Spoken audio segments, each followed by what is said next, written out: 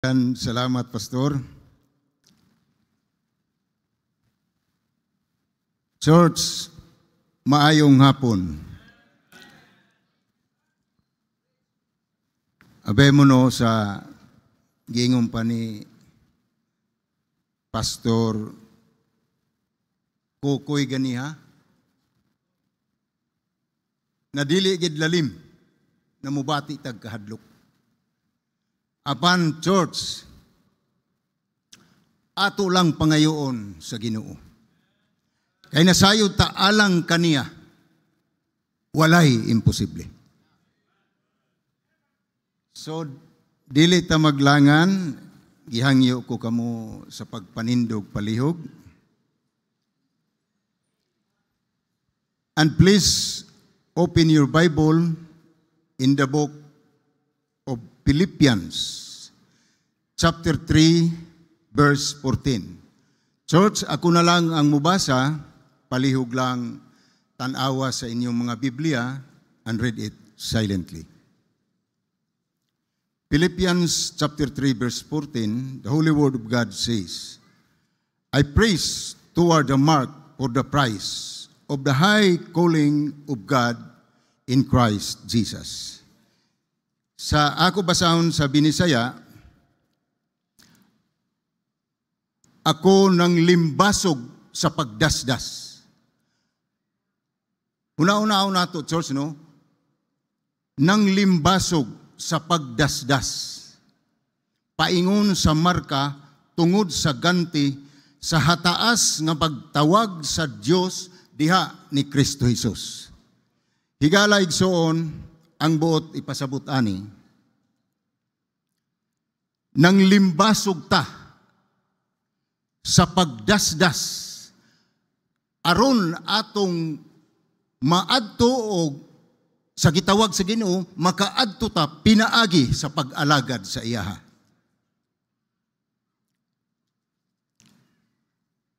Church, ang pag-alagad dili nilalim. Kung asa man tong nangalagad ta, taliwala left and right, naa diha ang pagsulay mga tanan mga buhat sa kaaway nga mubabag aron dili gid ta makapangalagad sa Ginoo. Higalayson ang title sa atong mensahe niining kahaponon, Characters we ought to possess and to press on. Sa dili pa ta mo padayon higalayson, magampo sa ta. Father God in heaven, we thank you so much, Lord, ning takna sa kapunon. Salamat, Lord, sa another opportunity sa imong paggamit kanako, pinaagi ni pastori na makadala sa imong mga balaang pulong ni ining kapunon. Lord, nagampo ko sa imong mga kaanakan, Amahan.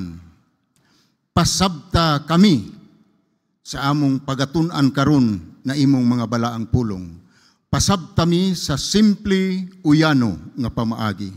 O Lord, nagampo sad ko, gamita ko isip instrumento lamang, kay wala gid ko'y mahimo, Lord, kung wala ka. Busa, use me mightily and give me exact words to deliver the message nga makapaidipay sa imong mga kaanakan. Dalaygon ka sa walay katapusan. We give to you all the glory and honor in Jesus' mighty name. Amen. Palihog, magapanlingkod. Ang title sa atong mensahe, Characters we ought to possess and to press on. Mga kinaiya nga atong gikinahanglan mabatunan o mapanglimbasugan aron kita makapadayon. As I said earlier, dili lalim ang pagpangalagad. It's easy to get saved. Accept Christ in our hearts. But the hard thing is how to continue living a Christian life. Higala igsoon, sayunra ang pagdawat, apan lisod ang pagbuhat. Sayunra nato dawaton si Jesus Christ. Dawaton nato pasudlon sa atong kasing-kasing, apan lisod ang pagbuhat. Example, no? Panahon sa atong pagsulwining bitaw, no? Ingnon ta makasulwin ta mga pulo kabuok. So, Sabado man ang halos ko, no? Sabado. So, pagkaugma, Sunday, nag-expect ta na kadtong pulo makasimba. Apan higalag soon sa ako nang gikaingon sa pulong sa Ginoo. Sayon ang pagdawat, apan lisod ang pagbuhat. Panahon sa pagsimba, ingnon ta sa pulo na naimong na sulwin. Siguro, labi na kung bago pa, siguro na ay mga tulo. Mauna, sa ako gikaingon, sayon ang pagdawat. Lisod ang pagbuhat. Higalag soon,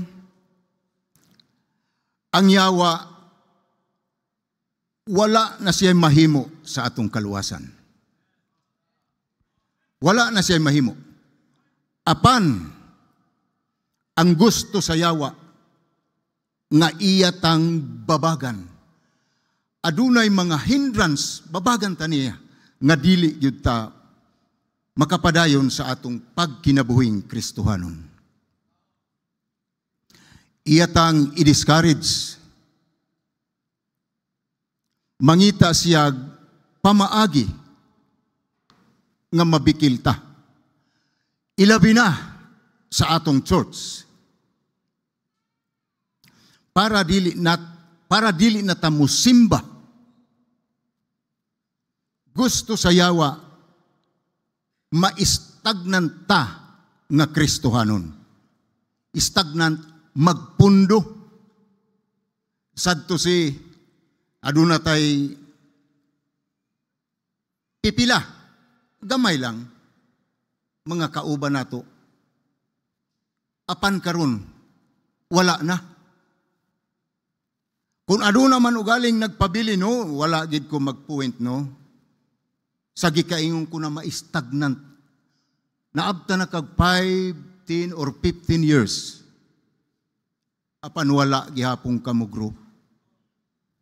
Higala igsoon, kana nga karakter, kana nga kinaiya, atong iampo nga mawala sa atong kaugalingon.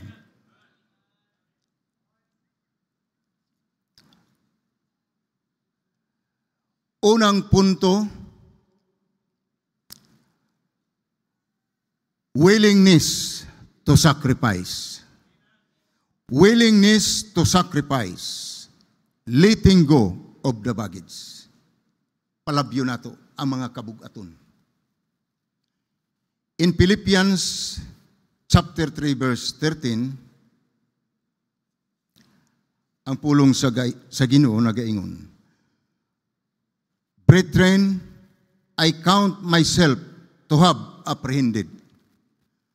But this one thing I do, forgetting those things which are behind, and reaching forth unto those things which are before. Mga igsoon, ako, sa Bisaya pano, ako wala nag-isip sa akong kaugalingon nga nakahupot na.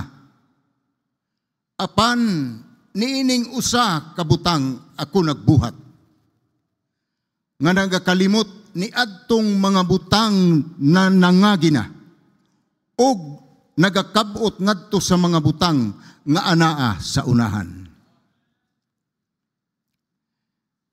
In Hebrews 12 chapter 12 verses 1 and 2,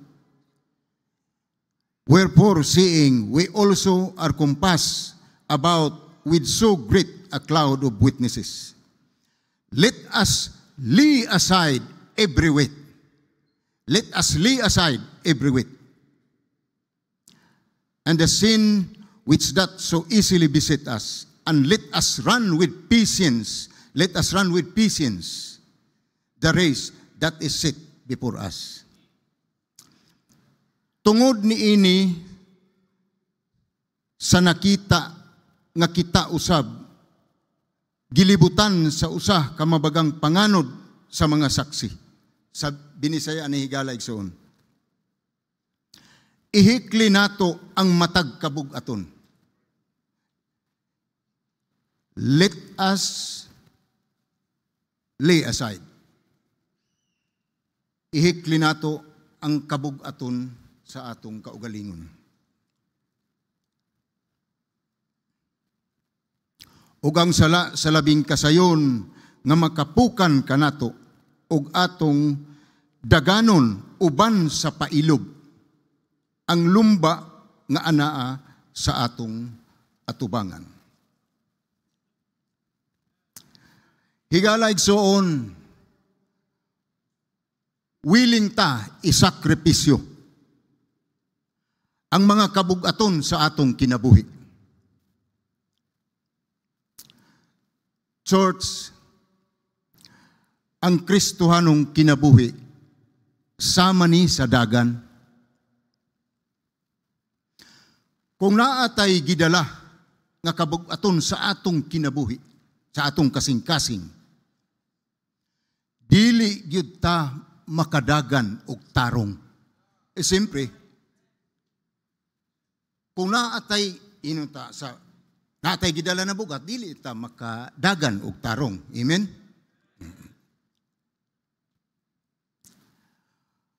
Maong usahay igala igsoon ipuan nita sa church, labi na sa pagsimba, murag wala tay kalipay. No, ingon si pastori, dapat muan nita sa church, smile. Ilabi na sa atong ano na tay mga bisita. Ismaila nato sila para madasig. Kana murag wala tay kalipay no, basin imong gidala ang kabug-aton sa imong kinabuhi. Mao nang giingon church, let us lay aside. Once mo nita sa church, ang kabug-aton sa atong kasing-kasing, ato ihiklin, ipadaplin. Church, adunay tulo ka mga kabug-aton. 3 baggages that we need to let go. Adunay tulo ka kabug-aton, mga kabug-aton sa atong kinabuhi, nga kinahanglan nato i-let go. Palabyon, ipadaplin. Una, past mistakes. Past mistakes. If nasipyat ka before, get right with God. Bangon and serve God today. Ikadua, anger and bitterness. If na ay Kristohanon nga atong nabikilta or naopinta, learn to forgive and to be reconciled. Og ang ikatulo, ako lang, tulo lang ni kakon, pero higala igsoon, nakabaluta. Daghan mga kabugaton sa atong kinabuhi. Mintras naapata ning kalibutana. Ang ikatulo, worldly position. Higala igsoon, kung unsa may atong posisyon ning kalibutana. Mapresidente ka man, or senador, basta mga posisyon na inuta na pagkaistorya, inuta hayahay na posisyon. But, ayaw tuguti nga kanang imong mga posisyoning kalibutana mahimo kining babag sa imong pag-alagad sa Ginoo.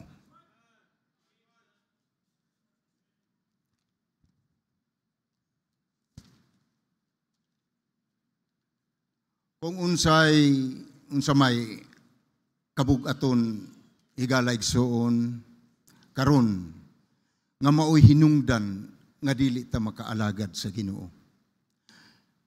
Let it go. Palabya lang na siya. Higala igsuon mao ni ang mga characters, mga kinaiya nga atong iampo sa Ginoo nga mawala sa atong kaugalingon para makapadayon ta sa pag-alagad kaniya. Let it go and learn to sacrifice. Dili nato higala igsoon makuha ang atong tinguha kung dili ta mag-sacrifice. Ang pagsakripisyo diha nato maangkon ang dakong kadaugan. Diya nimo mabati ang kalipay sa pag-alagad sa Ginoo. Point number 2, determination until the end. Determination until the end. Trying harder. In 2 Timothy chapter 4, verse 7,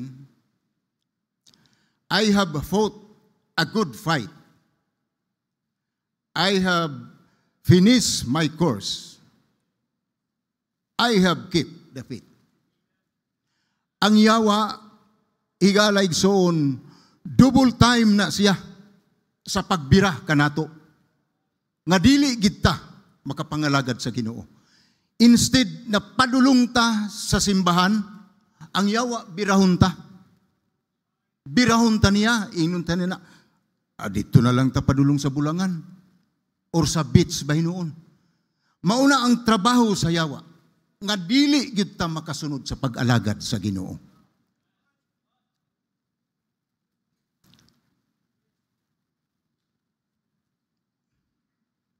Lawgan taniyag, mga discouragement, mga problema. But church, gusto sa Dios, determinado ta mo padayon. Unsa may mga problema, padayon lang. Higala igsoon, determinado ta.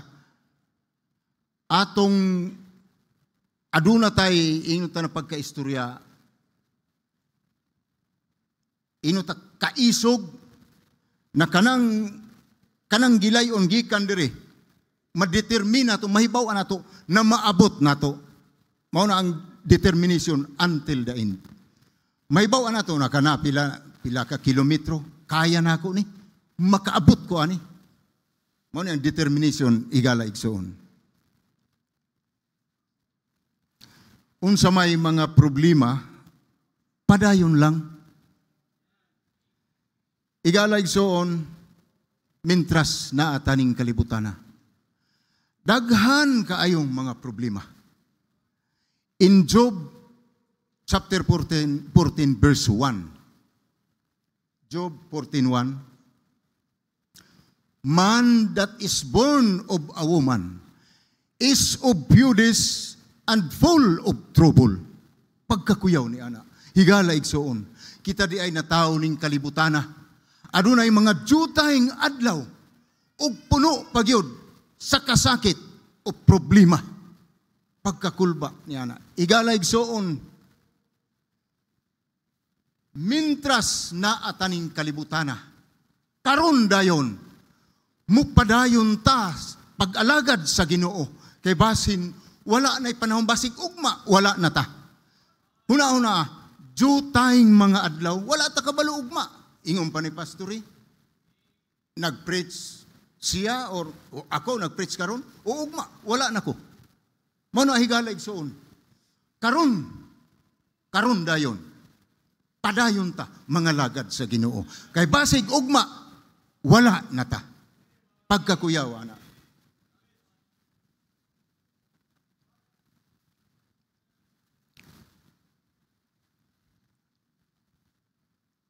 Church, serving God is not easy. Ang pagpangalagad sa Ginoo, dili sa yun. Mauna ganiya lagi, nagingon ko na kung mangalagad ta sa Ginoo, left and right, ang pagsulay.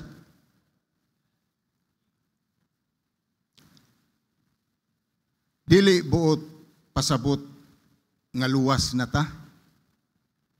Wala na'y problema. No, it's not. Higala igsoon. There are times nga maluya ta. Even pastors. How many times giistorya sa atong pastori, nga mo retire na siya. Tungod kay gibati niya ang kaluya. Pastor na gani siya, kita pa ka ang dili mo bati og kaluya. But church, always remember, ang Ginoo, determinado siya sa pagpakamatay sa krus para luwason ta. Kita na hinuon gamayng problema, muundang na ta.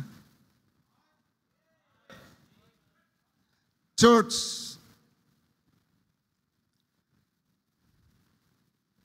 ang Ginoo determinado. Nakabalo siya, kamatayon ang iyang padulngan. Kita pa ka problema lang, dili kamatayon, tapos muundang na ta. Determinado ang Ginoo. Apan tungod kay iyatang luwason.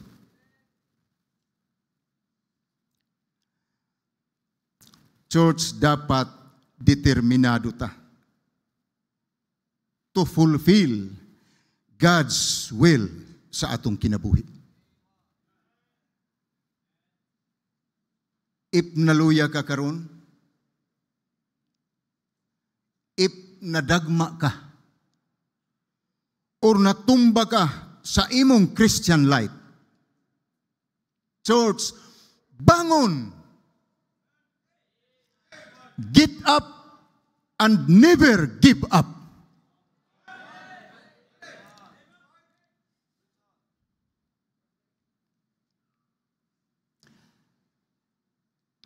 Naanata sa point number 3, kung the last point. Sa yuratama, human. Point number 3, focus only to God's calling. Focus only to God's calling. Undistracted to press on.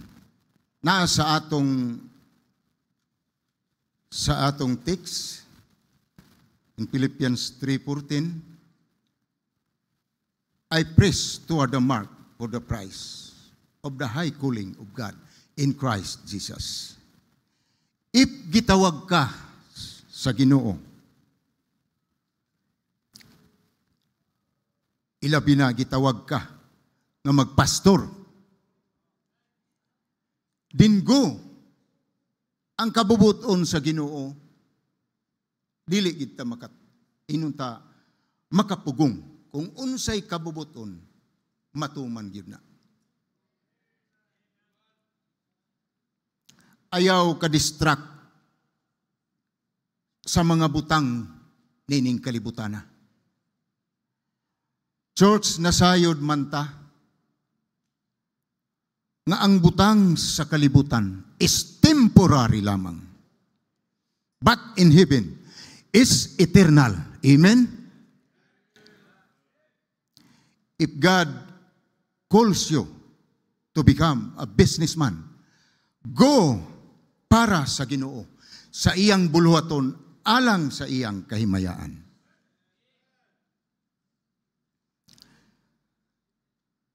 Higala igsoon, church, it's okay to lose everything in this world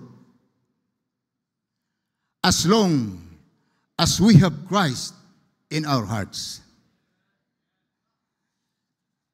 Higala igsoon, nakabalumanta sa kinabuhi ni Job.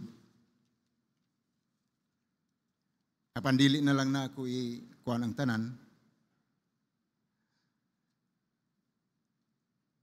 Sa kinabuhi ni Job, he lost everything. Pero gapadayon siya sa pagdaig ug pag-ila sa Dios nga tanan butang iya sa Ginoo. Focusing means remaining faithful. Kung asa ka gibutang sa Dios, trust God kay ang tanan aduna siya'y katuyuan. Focusing means nagsalig ta sa Dios ug wala sa atong kaugalingon. In John 15:5, for without me, ye can do nothing. Kung wala ang Ginoo, wala gid tay mahimo, higala igsoon. Church, unsaon nato nga magpabilin ta sa Ginoo? Yes, of course. Number 1, prayer. Ang pag-ampo, higala igsoon, dako nakahimuan sa atong kinabuhi. And of course, Bible reading. Bible reading, no, dili lang na sa mga Bible students. Walay gipili ani, maidaran ka man, batanon, walay gipili sa pagbasa sa Biblia. Dili sa pagbasa, namura ta gigukod.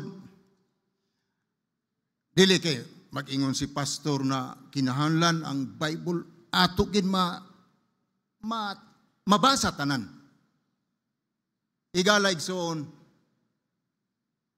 okay man na siya, pero basahon ang Bible nga kinasing-kasing ibutang nato, sabto nato, dili lang kay mahuman nato pagbasa sa Bible.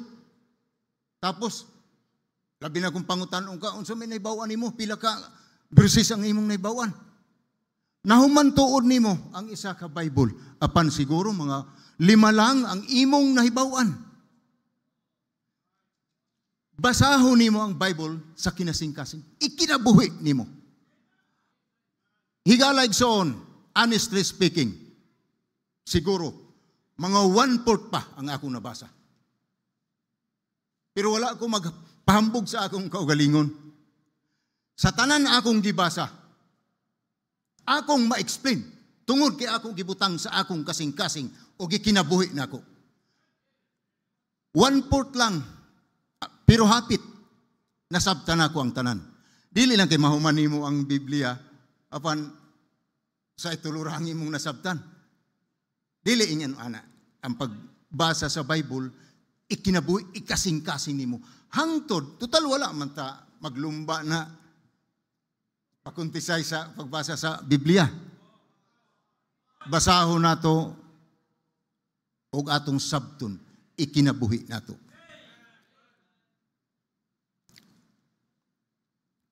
And remember, mga igsoon ko ni Kristo, nga ang purpose sa atong Kristohanong kinabuhi is to preach Christ, share sa pulong sa Ginoo, ipakita si Kristo sa atong kinabuhi. Higala igsoon sa atong conclusion, willingness, determined, and focus. Mauna, ang atong title na characters we ought to possess and to press on. Willingness, determine, and focus. Higala igsoon, we hope and we pray na sa atong gitun-an sa iyang mga balaang pulong ni ining kahaponon. Itugot na magpabilin to sa atong una-huna o kasing-kasing. Aron